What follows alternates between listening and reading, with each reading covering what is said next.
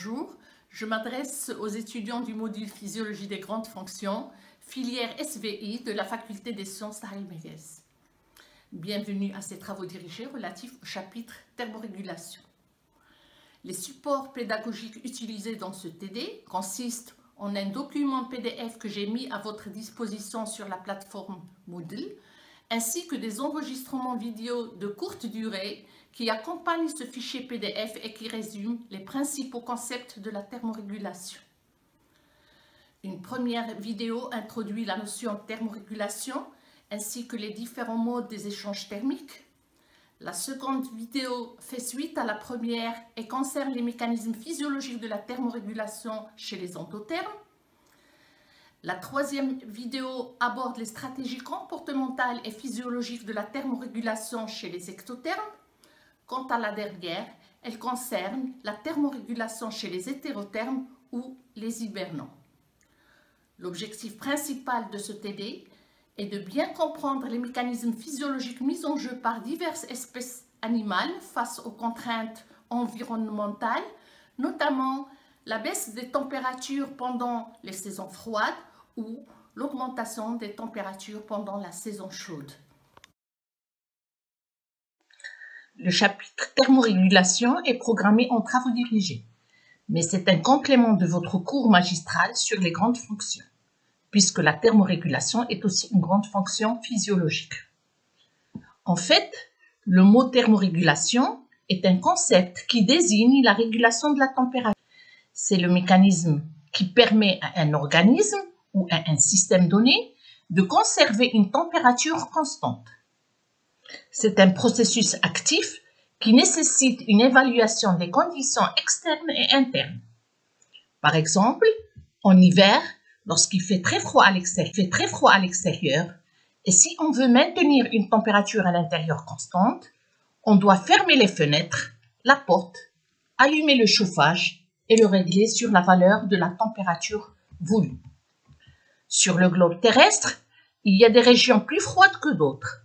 Comme rappel, la Terre tourne autour d'elle-même pendant 24 heures, créant le jour et la nuit. Elle tourne autour du Soleil pendant une année avec 4 saisons, notamment dans les régions tempérées, avec une saison d'été qui débute le 21 juin, une saison d'automne qui débute le 21 septembre, le 21 décembre et le printemps le 21 mars. Le jour le plus long de l'année est appelé solstice d'été, c'est le 21 juin.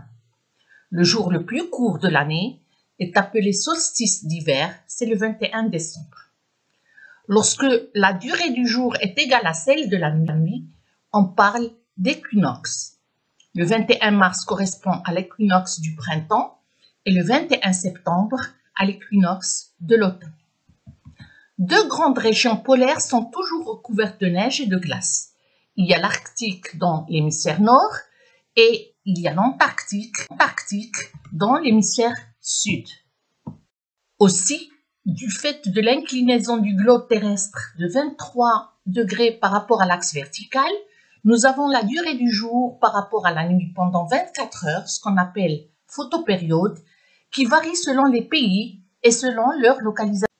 Dans les pays situés à l'équateur, on note une durée du jour égale à celle de la nuit, c'est-à-dire 12 heures de lumière, 12 heures d'obscurité. À une latitude de 30 degrés, par exemple ici au Maroc, la durée du jour le plus long, c'est-à-dire le 21 juin, est presque de 14 heures, donc 13 heures 56. En France, située à une latitude de 50 degrés, la durée du jour le plus long est de 16 heures. Dans la nature, parmi les facteurs écologiques, il faut savoir que la photopériode et la température de l'environnement jouent un rôle prédominant dans la nature, la répartition et les adaptations des espèces animales. Selon les estimations actuelles, il y a presque 8,7 millions d'espèces sur la terre ferme et 2 millions en milieu aquatique. Mais ces chiffres restent sous-estimés car il y a beaucoup d'espèces non répertoriées. En résumé, on classe les animaux capables d'une thermorégulation en 3 grandes classes.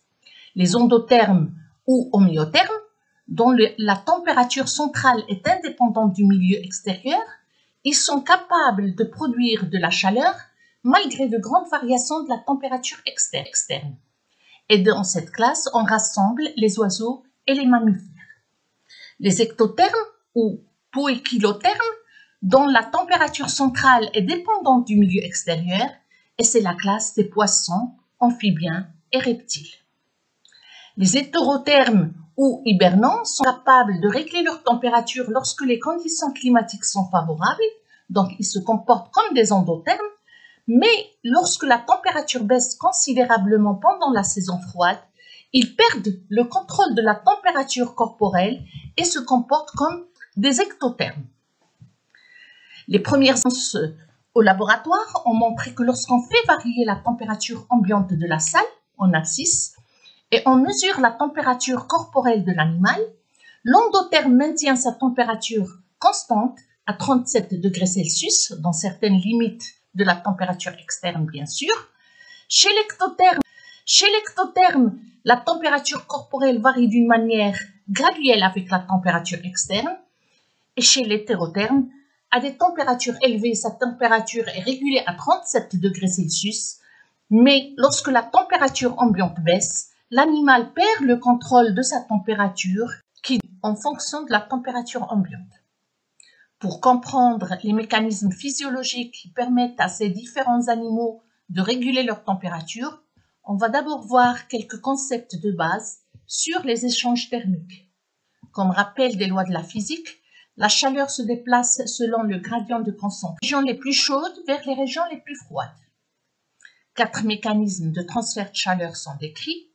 Il y a le rayonnement, la convection et l'évaporation.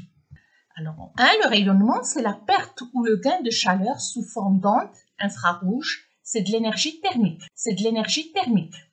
En conditions normales, 50% de la déperdition de la chaleur est due au rayonnement. Le flux de l'énergie radiante va toujours du plus chaud vers le plus froid. Alors, comme deuxième processus, il y a la conduction. C'est le transfert de la chaleur entre deux objets qui sont en contact direct l'un avec l'autre. L'énergie thermique se déplace dans un milieu matériel.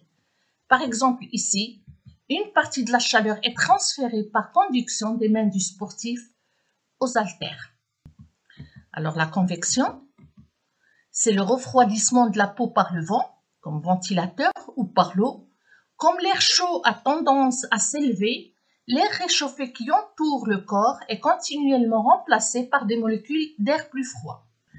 Et le dernier processus, l'évaporation, dans une ambiance chaude, les molécules d'eau de l'organisme absorbent la chaleur et s'échappent sous phase, c'est-à-dire sous forme de vapeur d'eau. Alors on peut représenter le noyau thermique d'un endotherme comme suit. Ce noyau contient de la chaleur. Cette chaleur est dissipée au reste du corps. Au fur et à mesure que le sang transporte cette chaleur à la surface, la température diminue. Pour conserver cette production de chaleur constante dans un environnement froid, les endothermes ont la possibilité de faire varier la conductivité de l'enveloppe thermique. Le fait de mettre des vêtements chauds pendant l'hiver, la présence des fanères chez les animaux, comme les poils, les plumes, les cheveux, les propriétés sont isolantes à la surface corporelle, limitent les pertes de la chaleur Q. Donc on peut écrire Q qui est égale aux pertes ou à la production de chaleur, elle est égale à la conductivité multipliée par le gradient thermique, c'est-à-dire la température corporelle moins la température ambiante. Comme exemple, certains oiseaux possèdent des plumes hydrophobes, comme le canard qui reste beaucoup dans l'eau. Il y a aussi le grand cormoran, qui est un oiseau se nourrissant des poissons. Il peut faire des plongées dans les eaux froides allant jusqu'à des profondeurs de 30 mètres. Les mammifères aquatiques, certaines baleines, possèdent aussi du tissu adipeux sous-cutané.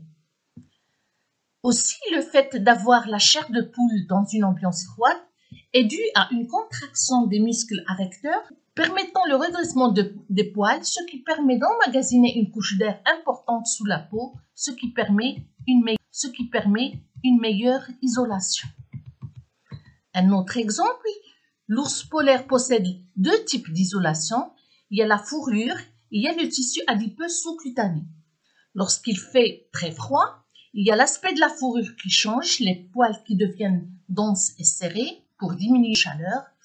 Une couche de tissu adipeux sous-cutané réduit aussi les échanges avec l'extérieur. En même temps, des chaînes vasculaires sont notées, facilitant la circulation du sang au sein de l'organisme et permettant à l'ours de supporter des températures très froides. Deux paramètres annoncent le passage des calories à travers les surfaces d'échange. Il y a l'isolation et le rapport surface-volume. Alors, l'isolation thermique, dont l'unité de mesure ici est les clothes, en anglais c'est vêtements, elle varie en fonction de l'épaisseur de la fourrure d'hiver chez les animaux arctiques. Par exemple, pour le renard arctique, l'épaisseur de sa fourrure est à peu près de 2 pouces, avec une isolation de 8 clothes à une température ambiante de 0 degré Celsius. Elle est meilleure que celle du lemming arctique, dont la valeur d'isolation est à peu près à 3 clothes. De point de vue forme, la plupart des animaux polaires sont en général de forme massive, trapue, c'est-à-dire court et large, comme on l'a vu pour l'ours, le renard arctique, le lemming. Leur volume est plus grand par rapport à leur surface, ce qui diminue les pertes de chaleur. Alors, avant de passer aux mécanismes physiologiques mis en jeu par les endothermes pour lutter contre le froid ou le chaud, objet du prochain enregistrement, je vous propose quelques questions de révision.